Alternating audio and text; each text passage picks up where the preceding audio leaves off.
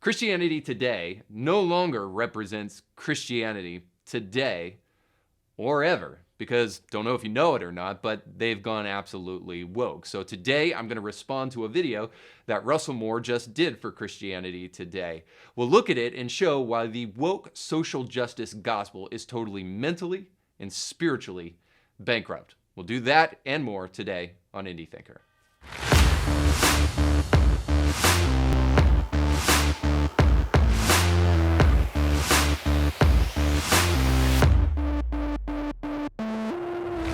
Today's show is sponsored by our friends over at Element Home Loans. If you're looking to refinance or purchase a new home, then you need to go to someone you can trust. And the most trusted name in the home mortgage business is our friends over at the Kevin Blair team with Element Home Loans. So go over to kevinblairteam.com today if you want to put your family's future and your future home in the right hands. And when you do so, let them know that Indie Thinker sent you. What's up, independent thinkers? Don't forget to like, share, and subscribe. I hope you're ready to crush some echo chambers. Before you do that, I want to say today is the last day for you to sign up and to come to our Indie Thinker Live event, because it's tonight, July 14th, 6:30 p.m. here in Chattanooga. If you want more information, you can go down below in the description of this video and you can register for the event and hear more about it. But here's just a quick promo of who our guest is.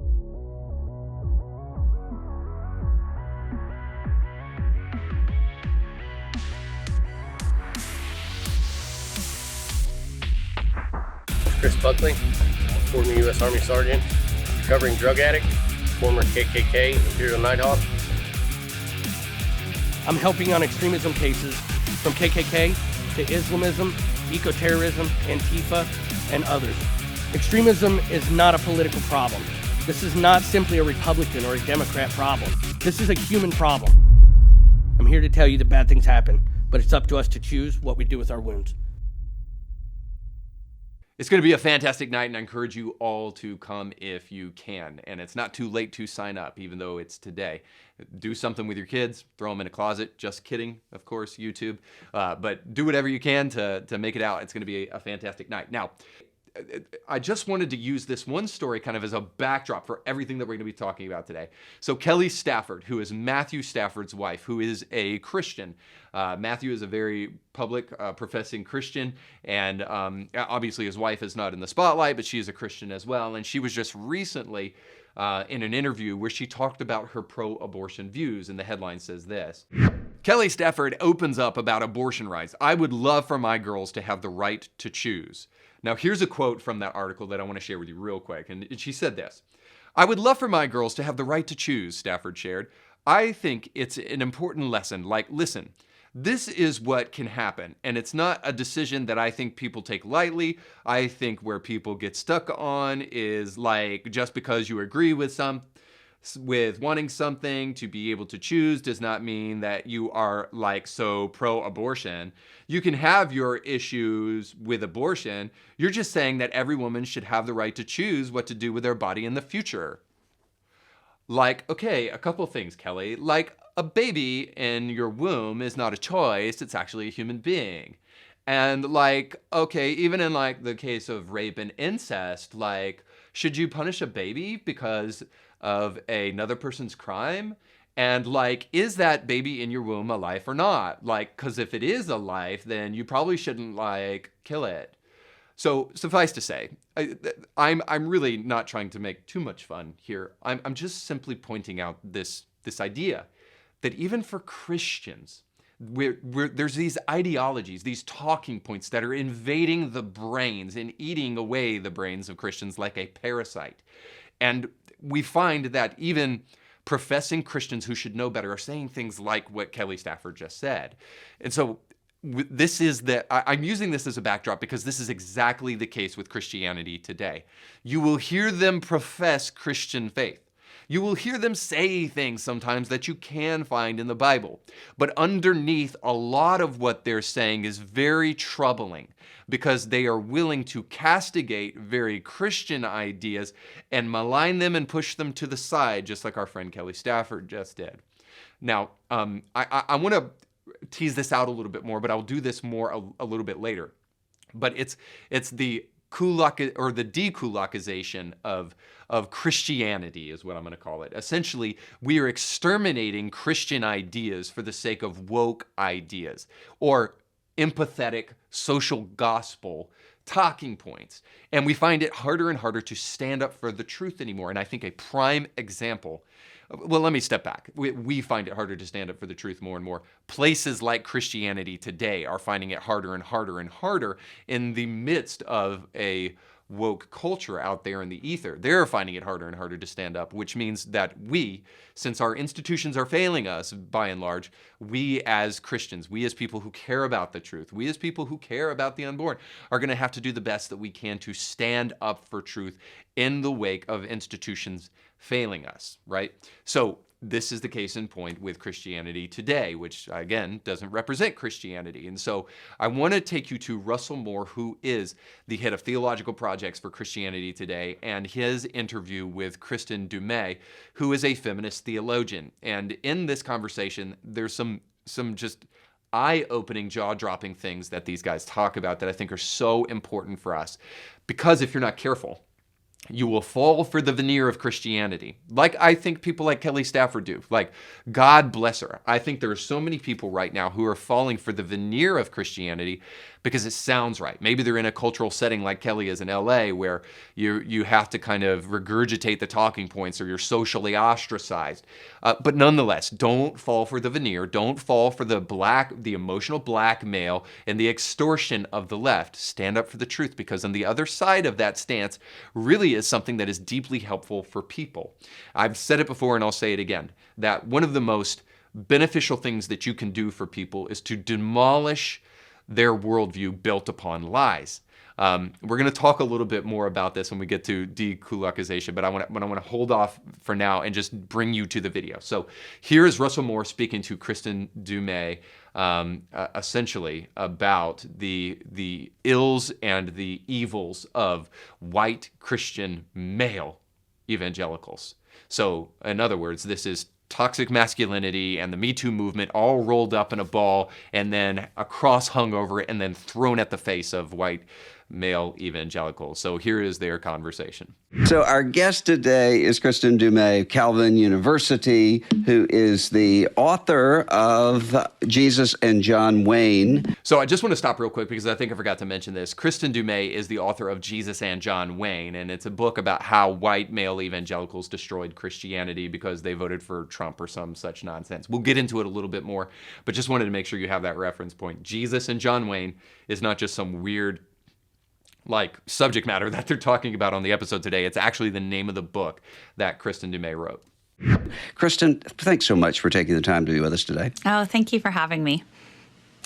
You know, I mentioned to you the other day that I have a list that I sort of keep in Google Keep of milestone dates. So that I can sort of think about, oh, well, this is the date of my baptism, or this is the date of some significant thing happening. One of those dates is October the 7th, because this was the day in 2016 when the Access Hollywood tape released with a candidate for president talking in really, really shockingly crude and violent, I would say, terms about women. And one of the reasons that I marked that as a defining point is because I thought, well, a lot of my fellow evangelicals who have been well-meaning, they didn't really understand what was going on here, they'll stand up and repudiate this. And they didn't. Instead, I started hearing, well, this is just locker room talk and so forth. And even some of them who did say something about it then later changed their mind and turned around. Okay, I got to stop right there and just say, this is so weird to me that first of all, this is really weird to me that Russell Moore put that date, the date of the Access Hollywood. This is where, by the way, Donald Trump says, grab him by the P word, right? And this was before he was elected. and that Access Hollywood tape. I don't remember how many years before he was actually running for president this actually took place. But it's just so weird that becomes this groundbreaking moment in Russell Moore's life, and that seems. I just have to tell you, I don't really think Russell Moore is dishonest. I fundamentally disagree with him on almost everything, including his choice of like everything. Okay, I was going to say something else, but I'll be nice today. I'm trying to be nice. But anyway, we probably disagree on more things than we agree upon. And because I know we say like, you guys agree more than you really think you do. No, we probably disagree upon a lot. But suffice to say, I don't think he's being honest here. I don't think he literally put that in his Google Keep because he felt like that was such an important date. Now, the reason why I don't think it was such an important date to him, and this serves as the backdrop for the beginning of their conversation. We'll get into this in just a little bit more. But the reason I don't think it was such an important date for him is because his explanation that he felt like this was the culminating moment where evangelicals would take a stand and stand up against Donald Trump because of this Access Hollywood tape. The reason I don't believe him there is that I am a white male evangelical, and I know the vast majority of people did speak up against this. And there isn't a single white male evangelical on the planet who actually applauded him for saying this kind of thing. Now, sure, did they rationalize it by saying the locker room talking point is something that we can relate to because people, when they don't know they're being recorded or don't know that things are going on, they say all sorts of things kind of jokingly that they don't really mean or that aren't really a part of who they are. Now, is it possible that that's true of Donald Trump, that that's who he is? I think it's almost even possible that that's the kind of guy that this dude was before he realized he got to keep his nose clean because he's going to run for the president. But there's a bigger overarching point. The point is that he's playing innocent and he's playing foolish because he knows that we do not vote for people based upon just simply their level of morality, right? We don't vote for people because they're so great and so amazing, so we have to vote for them. Like, I cannot remember a single election in my whole life where I voted for a single person because I thought that they were some moral leader. No. Every single election, unless we're trying to be willingly naive to prove a point, every single election that we vote in, we're typically voting against the other person. And this is for the life of me what I don't understand about the left and people who lean very liberal is that they don't seem to be willing to acknowledge the basic fact that we all know. We are always voting for the lesser of two evils because politics and people are flawed, all of them. So we're just voting at least for the least flawed person. And it is clear that Donald Trump was voted into office because according to the vast majority of Americans, or at least according to the people that voted him in, he was less flawed than Hillary Clinton. Right? So you're obviously not talking about Hillary Clinton's abortion views. You're not talking about Hillary Clinton's incredible, connections to Saul Alinsky and his socialist ties. And you're not willing to jump into any of those things. And the reason is because you're willfully being ignorant about something that we all know very well. Okay, I got to keep moving here because I don't want to take this much time with all of them. But it's just fascinating to me that he would start off with such a bold-faced lie. Suggesting that this is what the make or break point for the election was and not something that actually people are dying over like abortion. All right, let's keep going. So I was surprised, and I think it's fair to say rattled by that. But I think you would say I shouldn't have been surprised by that. Is that right? Yeah, going back in time, that day too for me is a kind of a turning point. It was in the aftermath, the days after that event, that I knew I needed to write this book. And it was because I, years earlier, more than a decade earlier, I had started researching evangelical masculinity, and particularly what seemed to be a really militant strand of it in the early 2000s. Now I got to stop right there. This warrior idea or militant Christianity. Now, again, there's this healthy amount of willful ignorance that flows throughout all of this conversation with these two. For instance, willful ignorance. There's not a single Christian man, no white male evangelical, since this is what we're talking about. There's no white male evangelical on the planet that actually thinks you should take up arms and militantly fight against people who disagree with you. She knows this to be true. This is not happening. So what she means then is people who want to militate against ideas. So let me just ask a question. Are we not supposed to militate against ideas? I mean, honestly, when we're talking about transing children, something that is causing a exponentially high suicide rate in children, don't you think that we should fight? There's a militating word for you. Fight against the transitioning of children. Don't you think we should fight against the gender grooming of children by drag queens and the LGBTQIA plus community wherever it happens? I'm not saying it's widespread. I'm not saying that all of them are groomers by any stretch of the imagination. I'm just simply saying if we do find political grooming or sexual grooming in any shape, form, or fashion, shouldn't we militate against it? Shouldn't we militate against the destruction of the unborn, the termination of life of the unborn? Should we not militate against it?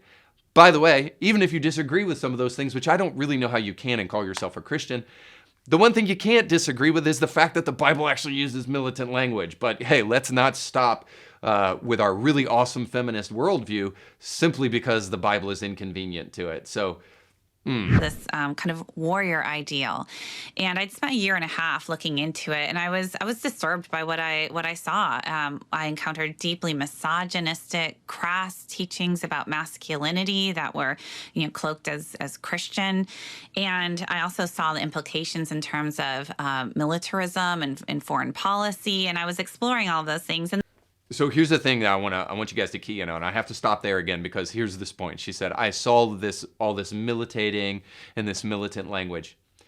Guys, whenever a scholar especially who knows better gives you an accusation without an example, be highly skeptical.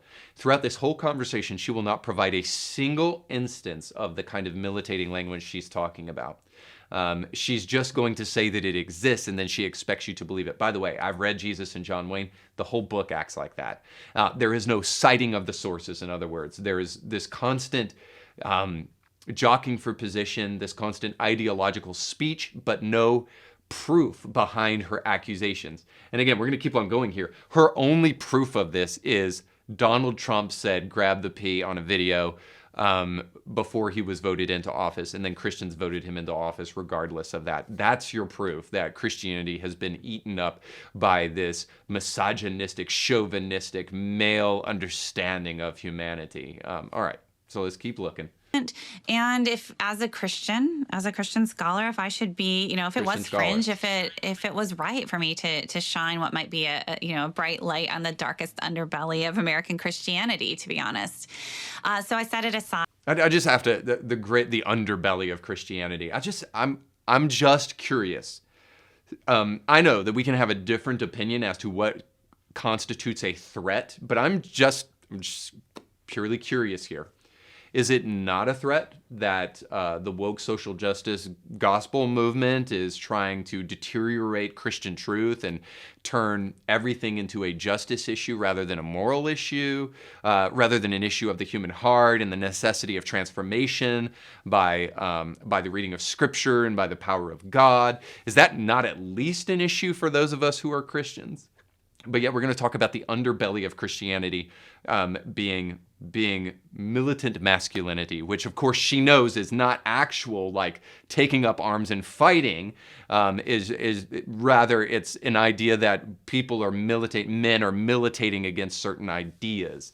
Right, so this is the thing. We're not going to talk about transgenderism in the church. We're not going to talk about homosexuality in the church. We're not going to talk about the perversion of Scripture by the progressive Christian movement. We're going to talk about Christian male masculinity as the real threat in the Christian church. Like, what?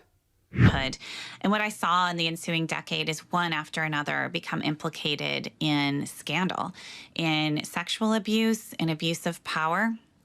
And I saw these repeated patterns of people surrounding them, condoning that, defending them, blaming the victims. And so in the Victim days blaming. after I wonder where the she got that Access from. Hollywood tape Not the Bible, release, by the way. it suddenly dawned on me when I heard all of the excuses, when I heard the justification, when I saw that conservative evangelicals were sticking with him because he was going to defend them. And it's kind of boys will be boys mentality. All of a sudden it clicked. I had heard this before. I'd seen this before. And it's at that point that I realized kind of what we were looking at, and that it wasn't an aberration. This wasn't a betrayal of core evangelical values. In many ways, this is the fulfillment of the shape that I'd seen. Now, we're going to go a little bit further here because I don't want to keep on belaboring the point, but this is a violation of core evangelical values. By the way, a violation of core evangelical values, if we're going to argue that it is like this extreme misogynistic masculinity, can we have a conversation about extreme feminism? Because you're actually listening to, guys, by the way, you're listening to a Christian feminist. You're listening to a feminist theologian, as it were. And you can look up Kristin's kind of pedigree and what she teaches and where she comes from and the kind of people who have taught her and what she's indoctrinating other students with into this kind of feminist version of Christian theology. So if there is a violation of Christian tenets, I just find it very interesting that we're only interested in talking about the things that Kristin doesn't like. But again, we're not going to give you any examples of the kind of things she's talking about, and we're certainly not going to quote scripture to talk about why it's a problem. But we're just going to say that it's such a threat, and it's the underbelly, and it's so evil, and it's a violation of Christian evangelicalism simply because Kristin says so. So again, I just defy you. Go through this whole thing and look for clear violations of scripture that she wants to accuse people of. You know why she can't do that? Because she herself is not using scripture to prove any of her feminist doctrinal standpoints. Okay, well, let's take several parts of that that I'm interested in exploring. One of those things would be, you talk in the book and elsewhere about this idea of militancy, of sort of a warrior Christ. Oh, you mean like that Jesus that turned over the tables? Look, I'm not trying to cherry pick scriptures, but like she's clearly nut picking, which means she's just trying to find whatever fringe person she can to try to justify her point, which may be me at this point, just simply because I disagree with her. But suffice to say, we're talking about a Jesus who was pretty argumentative, by the way, with people who tried to resist him. Now, he was smart enough, unlike me sometimes, to walk away and just realize when people didn't care about the truth at all, which I may risk doing in this conversation, but I want to believe these people actually care about the truth. I want to believe they at least have not been so indoctrinated and so deceived that they actually do care about Scripture. I believe this is true of Russell. Really don't know because the jury's still out on Kristin here, but I want to believe for the best in these guys. But this, when they do things like suggest that Jesus would never be militant. Like Jesus would never call people names. Jesus would never argue with anybody. Jesus would never turn over tables in the temple to try to throw out the money changers in the temple. Like we can talk about why any of that stuff took place, but please, please, please do not present to me the pansy Jesus that walked around with hippie braids and peace, love, dove everywhere that he went and just tried to make sure that everybody was smoking just enough reefer to just be at peace with the world, man. This is not the Jesus of the Bible. So let's quit trying to pretend that this is who he was. That sometimes there is an overreaction to the last bad thing. And so you have a picture in Scripture of a very complicated Jesus who is Revelation 19. Appearing in the sky drenched in blood. I mean, this is a warrior, someone who's coming out of the house of David. Okay, this is exactly the point. So I'm glad Russell went through the trouble of bringing up what I've already tried to bring up here, which is that there is militant language in the Bible. And when the Bible uses militant language, you're not supposed to take it literally. And by and large, the vast majority of Christians, since I don't know a single one that does, they don't take it literally. They take it metaphorically. Militant language in the Bible is used as a means of trying to encourage us to despise evil and to love the good. So when Christian men come around militating against bad ideas, we are doing the same thing.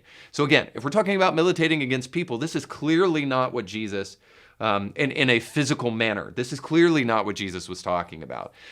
What the Bible clearly is talking about is militating against bad ideas. And since by and large, this is what white male evangelical men are doing, what are we even talking about?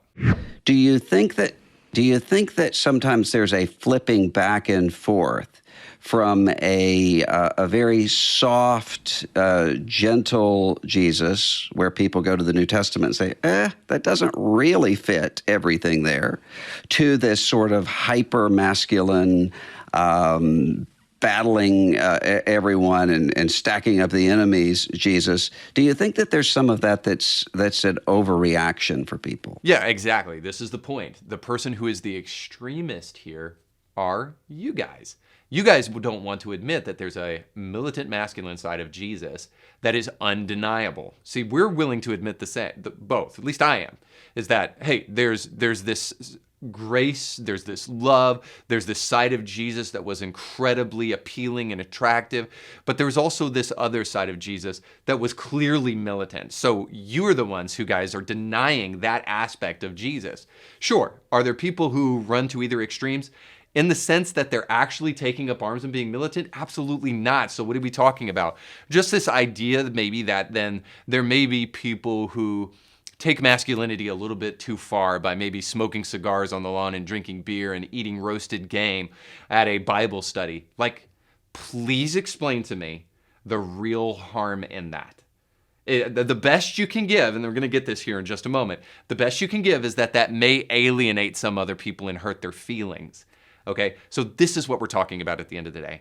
So you're all wrapped up in empathy, but you have such a disregard for the truth in the process, which ultimately leads us to the social gospel. All right, one more clip. You can see a kind of cultural pendulum swing when we look at perceptions of masculinity, of Christian manhood, but I would complicate that just a little bit, and what may be some assumptions there of, what is masculinity and what is femininity, and, that there's a lot of kind of cultural packaging that goes on there. How about this? What's not good for men is not having a father in the home. How about that? So like a truly masculine figure in the home might actually be good for boys. Not the fact that we're trying to extol masculine virtues and differentiating them from feminine virtues. I would think that's actually kind of a logical practice. And what we might want to do is also, in the process of logic, suggest that men lacking male role models in the home is probably the bigger issue more than anything, because they're by and large, young boys especially, who are in broken homes are being raised by women. That doesn't present an issue whatsoever? Of course not. And you're in a time when gender distinctions are evaporated and erased, and there's a great deal of confusion about, well, what does it mean to be a person first, but then what does it mean to be a man or a woman? And so emphasizing the differences, that's because no one else will acknowledge them. What would you say to someone who sort of gets into that mode of argumentation here? So I actually don't have these kinds of arguments all that often because as a historian, I tend to be quite descriptive. So describing, how people have these arguments rather than telling people what they ought to think, right? That's what historians can do here is just bring in the context and say, this is, how this set of individuals are making sense of their world. This is how they're making sense of masculinity in this moment. And this is how they're interacting with the Christian scriptures in this moment. So I have some expertise in that area. When it comes to telling people what they ought to think and what they ought to do, that's where, I'm kind of an amateur in a sense. I do have some opinions, though. Now, I just want to stop there and just say this. This is such a lie. So what she's saying right there, I'm sorry, what she's saying right there is that I'm the objective one just talking about history and trying to present the picture of the way things go without an agenda. This is so not true. And by the way, there's nothing wrong with an agenda if the agenda is based upon truth. And this is the thing at the end of the day. What they want to do is they want to dekulakify the church. They want to, I don't even know if that's a word, but dekulakization is just this idea, is that Stalin back in the day, when he wanted, because he was an evil son of a gun, wanted to take land from the kulaks. These are people who just recently, probably gained just at least a little bit of wealth so that they could own their own land and then maybe even have a servant or two that would help them kind of tend that land, or maybe even tend basic chores around the home and that kind of thing. So these are people who were wealthy landowners, but perhaps not even that wealthy. These are people who worked their fingers to the bone to get to where they were.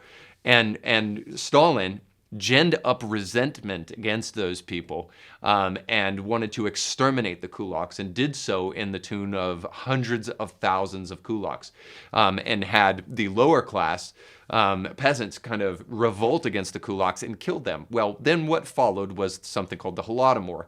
Because these wealthy landowners were exterminated by the hundreds of thousands by the rhetoric of Stalin, what then happened was that there was no one to tend the land, because the landowners who had built this land up into what it was were exterminated. And so now the crops were failing, and then there was famine in the land, and now millions of people starved and died as a result of the Holodomor. Now, why do I bring that up? I bring that up because it all started with a basic premise.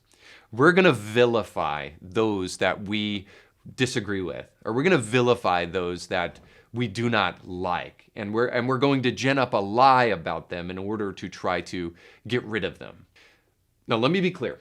What I am not saying is that Kristin Du Mez and Christianity Today, that they're trying to eradicate people, get rid of them, and they're trying to do the thing that they're, accusing us of being militant. I'm not saying that. I want to make a simple argument here that ill-willed people always start with a dishonest statement, with a dishonest premise, and then they use that dishonest premise to try to distance themselves from the people that they do not like. To put it a different way, I would just say this: if you really want to get to the truth, the one thing that you cannot do is despise the people that you're talking about. And this is exactly what Kristin Du Mez does, and quite frankly, I think Russell Moore does as well.